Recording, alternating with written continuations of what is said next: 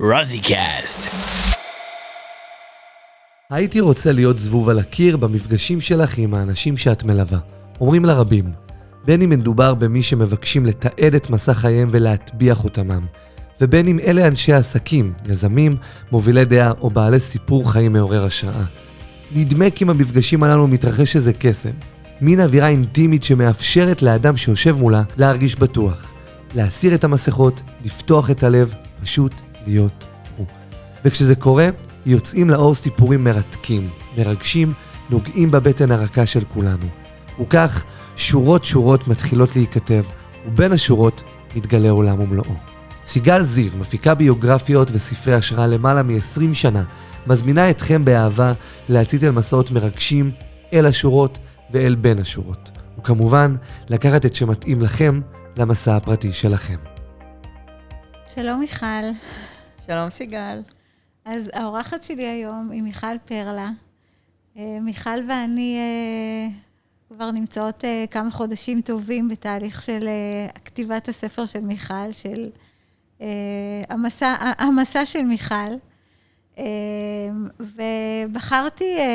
הרגשתי שאני רוצה להזמין אותך לפודקאסט שלי, למרות שהספר כביכול עוד לא יצא לאור, ואנחנו עדיין בתהליך עבודה, אבל הייתה לי ממש תחושה שאני רוצה להכניס את הקהל שמקשיב לנו לתוך חוויה של מה זה אומר שספר בתהליך של התהוות, מה זה אומר שאנחנו יוצרים את הספר תוך כדי השיחות שלנו והמפגשים שלנו.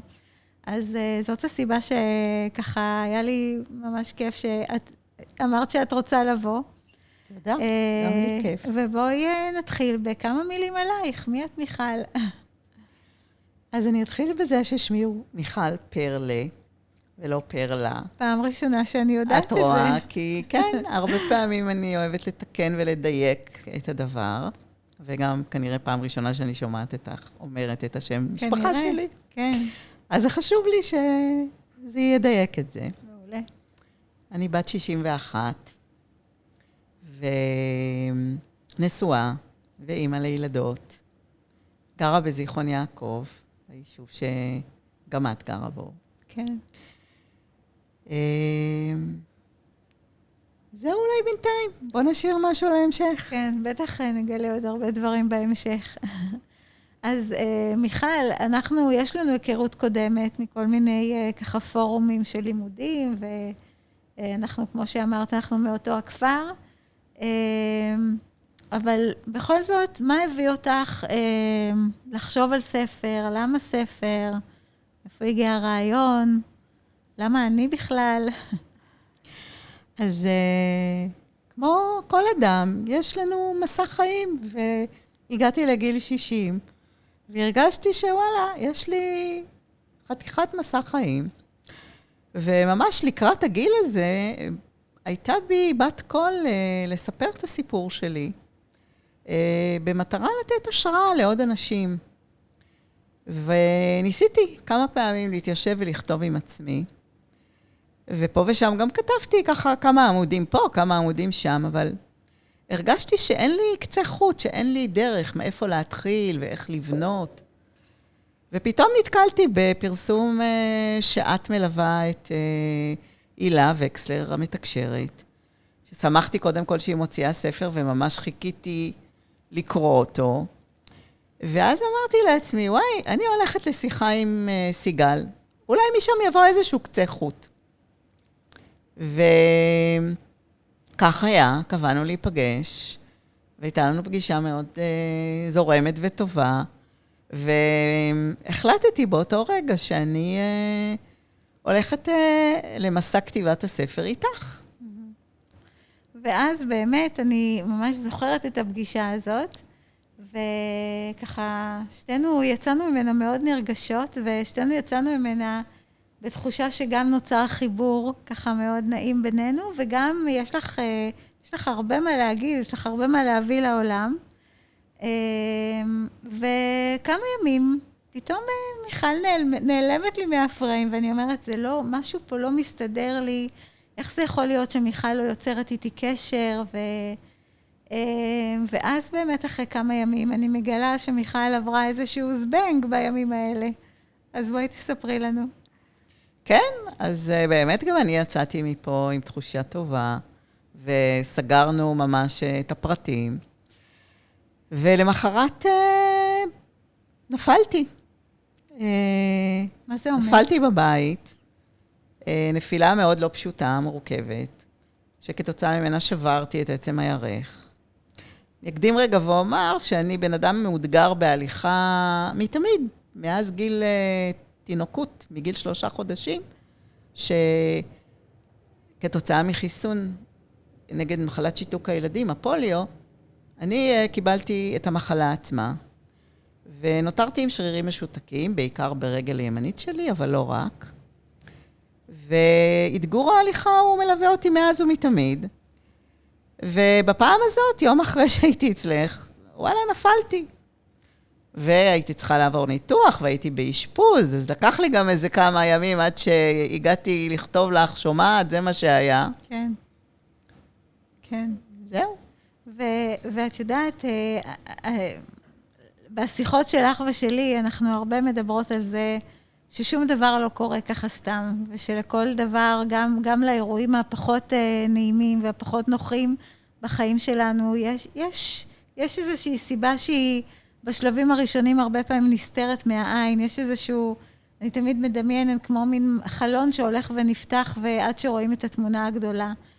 ובעצם אנחנו התחלנו לעבוד כמה שבועות אחרי שאת היית בתוך תהליך ההחלמה שלך, ופתאום הרגשנו שהעובדה שאת בעצם כמו לומדת ללכת מחדש, אנחנו בעצם מתחילות ליצור את הספר שלנו צעד צעד, את הספר שלך דרך אגב, לא שלי. אני ככה אורחת לרגע, אבל זה הספר שלך.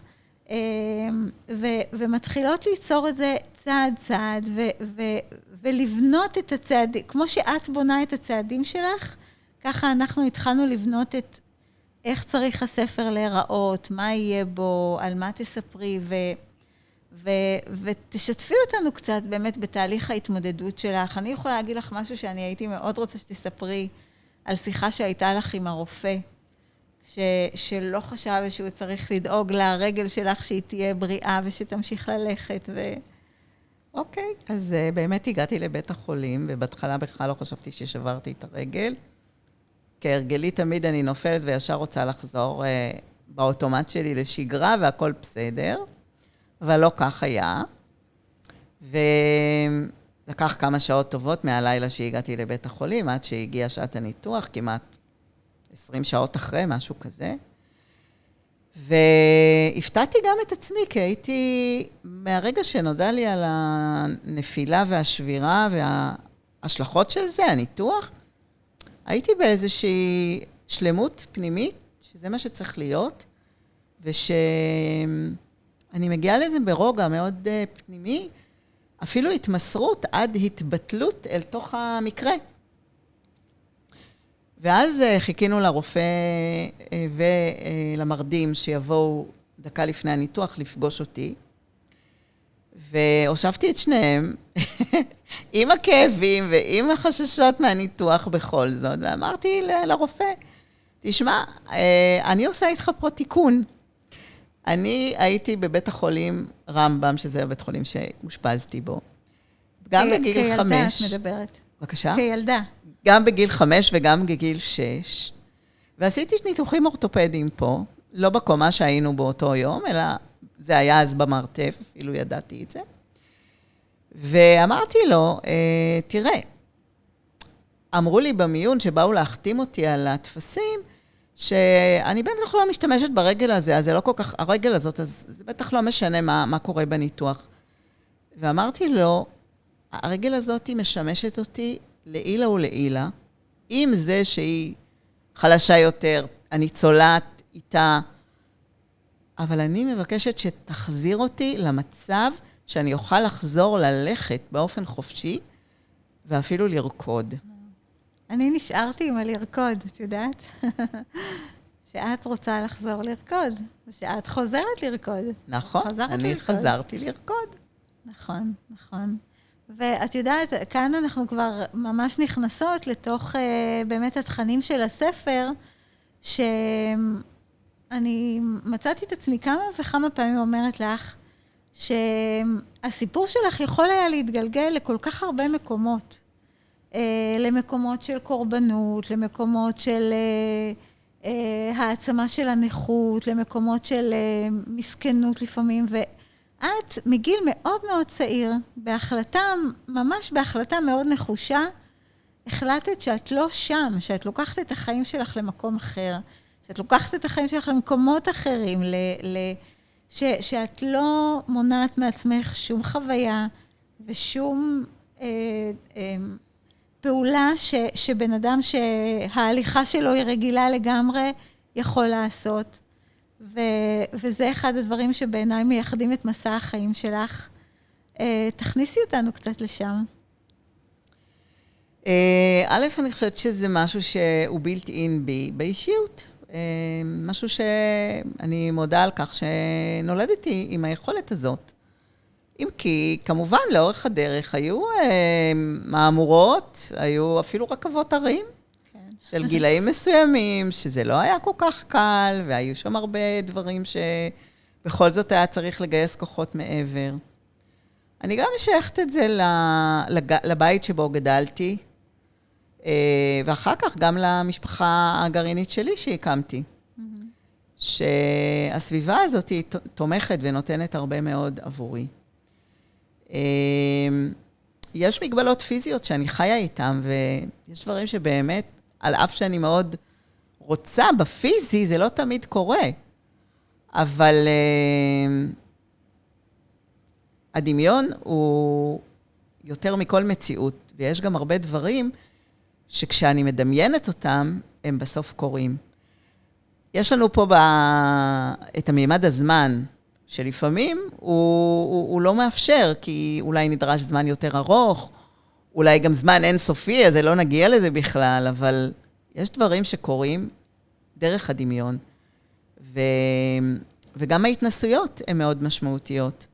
ברגע שאני מחליטה משהו, אז אני מוצאת את הדרך איך לעשות את זה עם המגבלה, ולא לא לעשות את זה כי יש לי מגבלה. כן, כן. ובאמת, שוב, כאן אני אגיד לך את המקום שלי שמתבונן בך. אנחנו כבר באמת עובדות הרבה חודשים ביחד, ובחודשים האלה עברת הרבה דברים. הייתה נפילה, ואחר כך היו עוד כל מיני אתגרים, גם במשפחה, גם בעניין הבריאותי. אני אף פעם לא ראיתי אותך בדיכאון, אף פעם לא ראיתי אותך נשברת במובן הזה של טוב, אין לי כוח יותר. אני אף פעם לא ראיתי אותך אפילו בלי החיוך שלך. ואלה כוחות ששוב, אני גם מרגישה שהם עוברים בספר, במילים שלך, בסיפורים שלך, בצורת התבוננות המיוחדת שלך על החיים, שאת מביאה אותה. אולי שוב ספונטנית עולה לך לראש איזושהי חוויה מהחיים שלך, שאת יכולה להראות איך יכולת לספר את הסיפור בדרך מסוימת, ובחרת לספר את זה דווקא ממקום של עוצמה וכוח והתמודדות, וכמו שאמרת קודם, המקום הזה של לקבל אותי עם המגבלה שלי, שאני יודעת שאולי אני מוגבלת במשהו, אבל זו אני, זה מה שאני יודעת ויכולה. בחיים הצעירים שלי, אני חושבת שיש הרבה מאוד דוגמאות כאלה, כי בצד המקום הזה של החיוך לשמור על היכולת לעשות על אף ולמרות, היו שם גם רגעים מאוד לא פשוטים. כך שאני באמת רוצה לספר את התמונה באופן מלא, אבל הכוחות הפנימיים האלה עזרו לי בכל מיני רגעים שהרגשתי שונה מאחרים. ושוב, אני גם נותנת קרדיט לעטיפה המשפחתית. ומה שקופץ לי כרגע לראש זה הכניסה לכיתה א', שהגעתי לבית הספר, לבושה בתלבושת אחידה, שזה ספטמבר, זה יחסית חמים בארץ שלנו, עם חולצת בית הספר וחצאית, ויש לי על הרגל מכשיר הליכה שאותו אני לובשת כדי שיעזור לי בהליכה ובנשיאת המשקל ומאמץ ההליכה. ויש טקס בכיתה א' של קבלת הגוזלים, האפרוחים, או איך שקוראים להם בכל בית ספר. ו600 עיניים של כל שאר ילדי בית הספר פשוט מסתכלים עליי. והעיניים האלה לא היה קל לספוג את המראה. כי זה באמת בבת אחת לקבל מכל כך הרבה אנשים בו זמנית, ולמקום החדש שאני מגיעה, את האמירה השקטה דרך העיניים, וואלה, את פה שונה, מה את לובשת על הרגל שלך? וגם היה לי שיחה עם זה אחר כך עם ההורים, והם חיזקו אותי, ותמיד בצד השונות יש גם את המקום הייחודי. השונה אפשר לקחת אותו לצד של החצי כוס הריקה, אבל אני מאוד מסתכלת על חצי הכוס המלאה. והייחודיות הזאת היא נותנת לי איזושהי איכות שהיא שלי. ואז החצי הכוס המלאה, מה אומרת לעצמה מיכל של היום, על מיכל של בת 6, שנמצאת במבוכה הזאת, או בעצם אולי בהכרה הזאת שפתאום 600 עיניים? אז קודם כל, בילדות, בגיל 6, אם אני מסתכלת היום בתור מיכל הבוגרת, זה משהו שנכנס פנימה, בגדול לתת המודע שלי, והתעלמתי ממנו. אבל הוא נכנס לשם איזשהו אירוע שיש בו גם את הצד של החצי כוס הריקה. אבל לימים, כשבאמת הגעתי בתהליכי העצמה שלי וההתפתחות שלי, להעלות את הזיכרון הזה שוב בתוך עצמי, אל המודע, ושהיום אני יכולה לדבר על זה ככה, ולראות את 600 עיניים האלה, אוקיי, גם ממקום של, וואי, מה זה היצור הזה שהגיע אלינו, אבל גם מהצד של, אוקיי, רואים אותי. על אף. מדהים, מדהים. ואת יודעת, זה מעניין, תראי איך בלי מילים הצלחת להעביר לי את זה, כי כשאת סיפרת עכשיו את הסיפור הזה, אז החוויה שלי הייתה, אני אמרתי, וואו, כל כך הרבה אנשים רואים אותך, ואת הולכת ואת לא אומרת, אני לא עוברת כי אני נכה, או את לא אומרת, אני לא עוברת כי יש לי משהו על הרגל. את כמו כולם, עם הבגדים שכולם לובשים, עם ההתרגשות של כיתה א', את עושה את זה. כן. ושוב, זה כנראה הכוחות שטבועים בנו, בלי שאנחנו בכיתה א' מודעים להם. והיום, כאישה בוגרת, את יכולה להסתכל על זה באמת מהמקום של העוצמה של אותה מיכל, גם בשנים ההן. נכון. כן.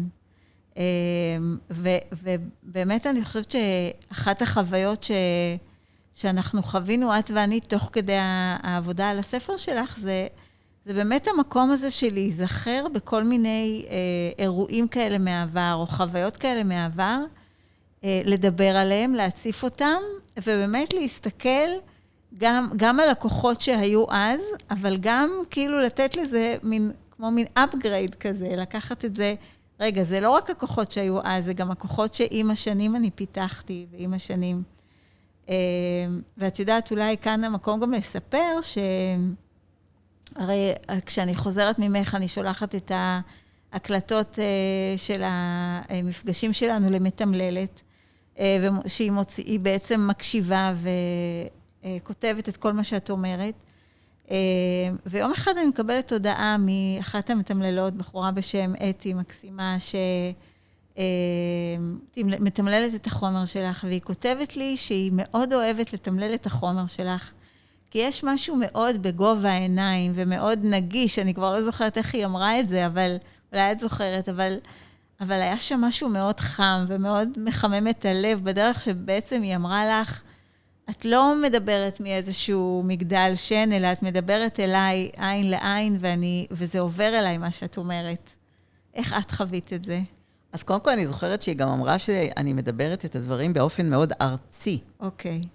וזה שוב לוקח אותי אל ההליכה שלי, המאתגרת והקושי ללכת על האדמה, בגלל חוסר האיזון, בגלל הצליעה,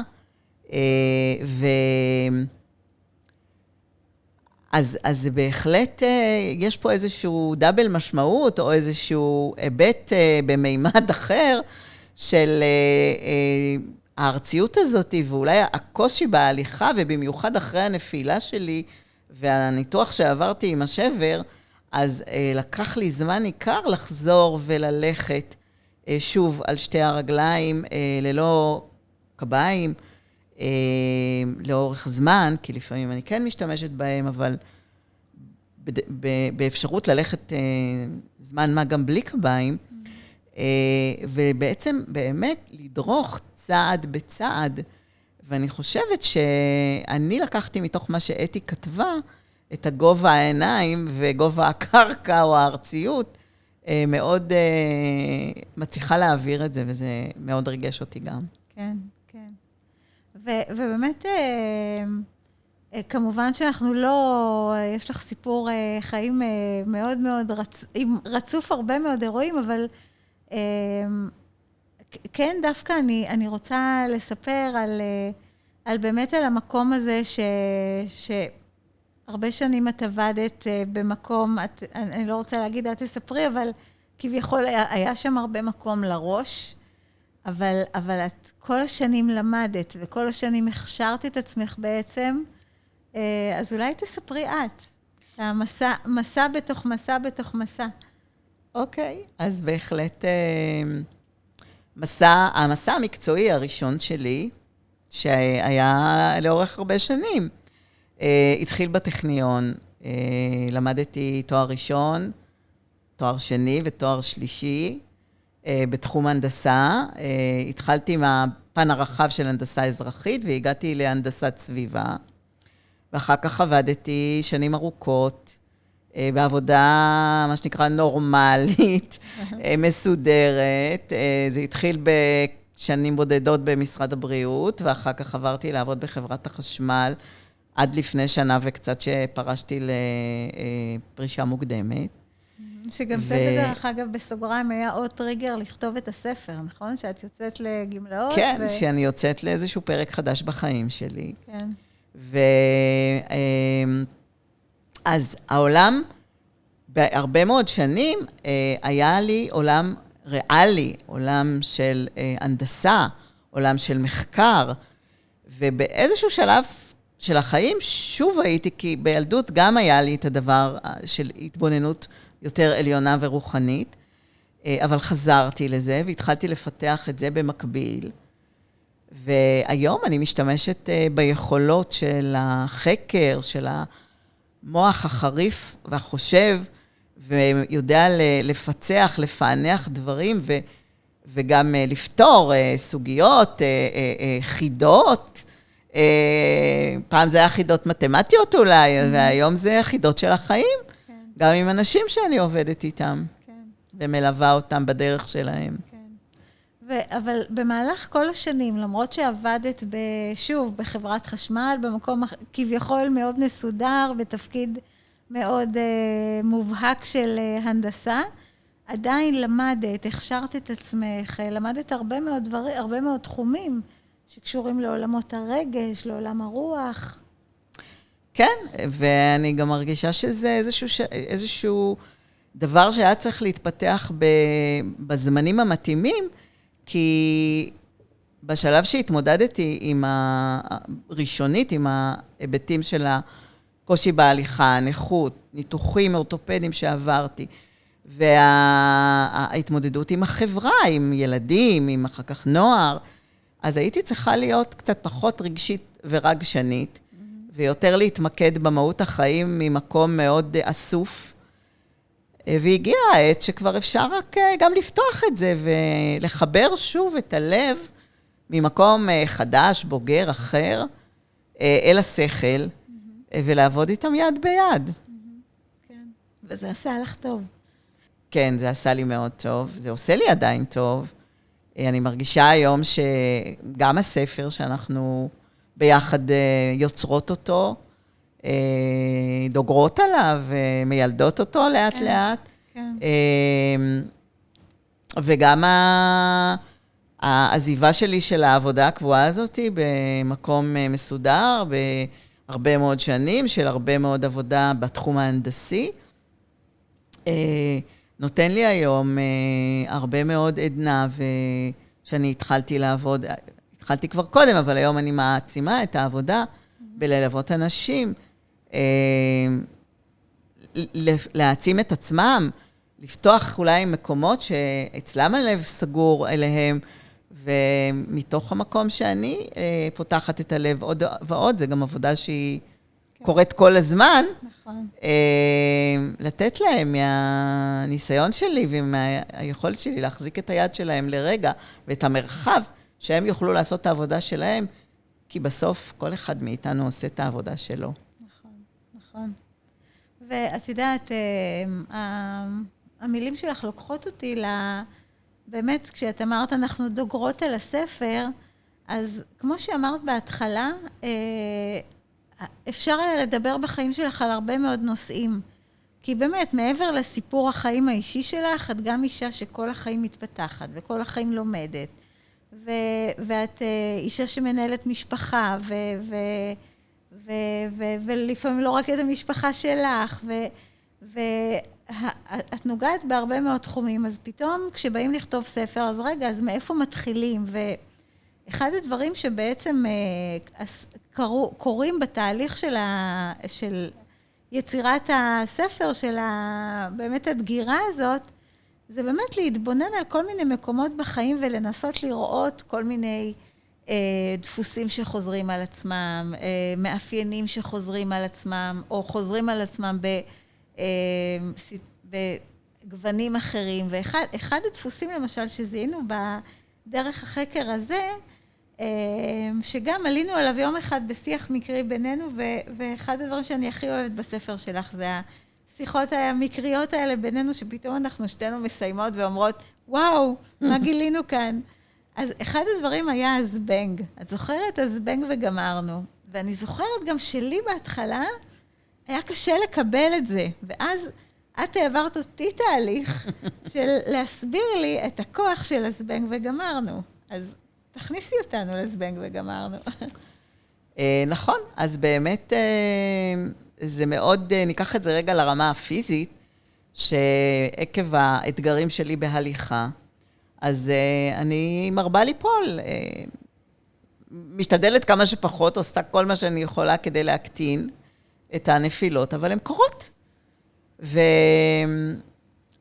נתחיל באמת בנפילה פיזית, זה ליפול פיזית, לעצור רגע, לבדוק מה הנזקים, ולקום ולהמשיך הלאה. עכשיו, לפעמים גם היו נזקים שהתעלמתי מהם בחיים.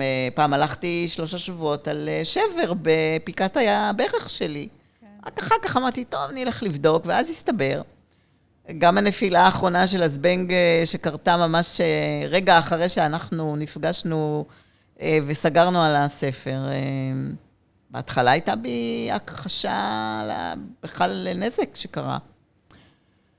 אבל הזבנג וגמרנו זה, אוקיי, קרה זבנג, ממשיכים הלאה. עכשיו, להמשיך הלאה, כיום אני יודעת את זה כבוגרת, זה בלי לתת לזה פרק זמן.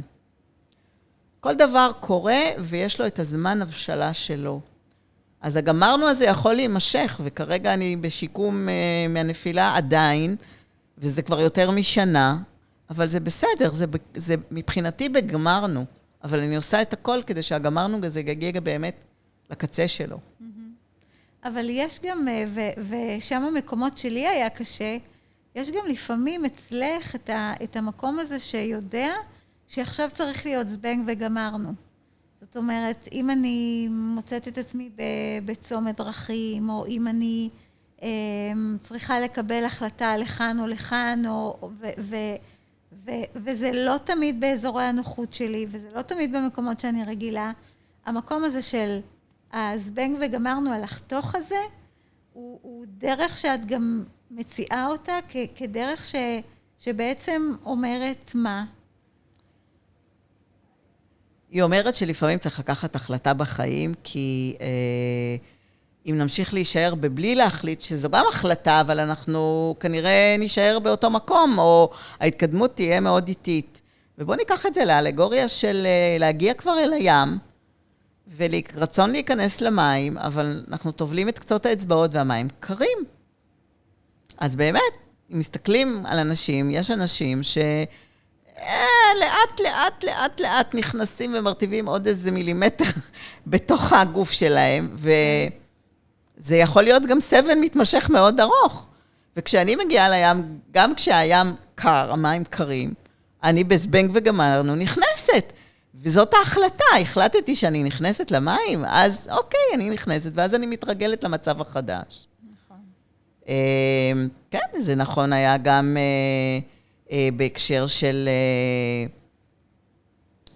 להחליט לעזוב בפרישה מוקדמת את העבודה שלי, שהיה לי שם הרבה מאוד הגשמה, אבל הרגשתי שזה כבר לא מתאים לי, והתנדנדתי זמן מסוים, עד שאמרתי, זהו, החלטתי. עם כל המשתמע מזה, ותמיד יש משתמע לכאן ולכאן. כן. אז את יודעת, זה נורא יפה, פתאום אני חושבת על זה, אולי אפילו לא, צריך להוסיף את זה לספר, המקום הזה של, זה יכול להיות הזבנג וגמרנו, שזהו, אני עכשיו נכנסת למים, ואם אני הייתי במקומך, הייתי יכולה שעה לעמוד עד שאני אכנס, ואז גם להחליט לא להיכנס, כי המים קרים לי מדי, ואצלך לא, אם את החלטת שאת נכנסת למים, את נכנסת למים, זהו. וגם בעצם את אומרת, הגמרנו, זה לא בהכרח גמרנו עכשיו, אלא זה יכול להיות באמת הזמנה לתהליך, אבל צריך להיות הזבנג, צריך להיות המקום הזה, של בעצם אולי נקודת ההחלטה, אולי המפגש שצריך להתקיים, אולי השינוי שצריך לקחת. שינוי, הצעד הראשון, אם אני מחברת את זה להתמודדות עם ההליכה, אבל משהו שם צריך להיות, איזשהו אקט פיזי, אקט ארצי, נכון? נכון. ומשם אפשר לקחת את הזמן, אבל כאילו צריכה להיות איזושהי נקודת התחלה מאוד, כן. מאוד משמעותית, כן, כן. ואת יודעת, עוד שיחה שהייתה לנו, שככה ממש אני מרגישה שאני רוצה לשתף את המאזינים שלנו, זה באמת המקום הזה של יום אחד, באחד הטקסטים נכתב משהו בהקשר לעבודה פנימית, ואת אמרת לי, את באת ואמרת לי, המילה עבודה נורא מפריעה לי. ודיברנו על למה היא מפריעה לך, ועל הקשר של זה לעבודה, עבדות, עבד, ואמרנו, אוקיי, אז מה במקום? והתחיל בינינו דיאלוג, בואי תספרי עליו. כן, זה קודם כל משהו שקרה לי ממש באחרונה שהבנתי את זה, ומתוך ההכרה בעובדה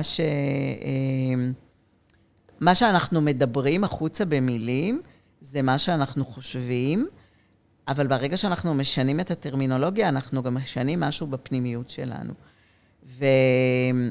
ויש הרבה מילים להגיד עבודה או לעבוד, בלי להיות ממקום של עבד, של צריך, אלא לבחור לעשות פעולה, לבחור להיות בעשייה, לבחור להיות ביצירה.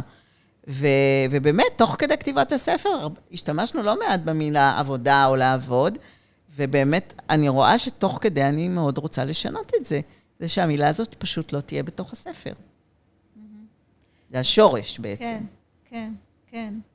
ואז דרך השיחות שלנו אנחנו בעצם מגיעות בכלל לחיבור, למילה שקשורה בחיבור, ללהיות בחיבור,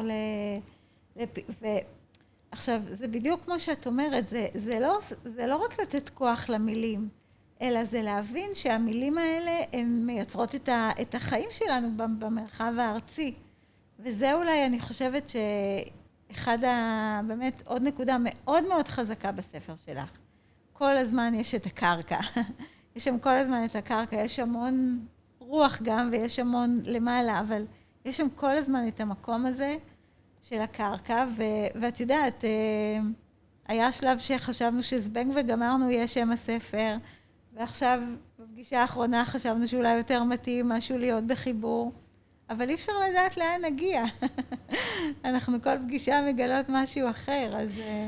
באמת, ועוד מושג שיצא לנו מתוך הספר, שאנחנו בכתיבה שלו, זה החיבור הזה בין הרוח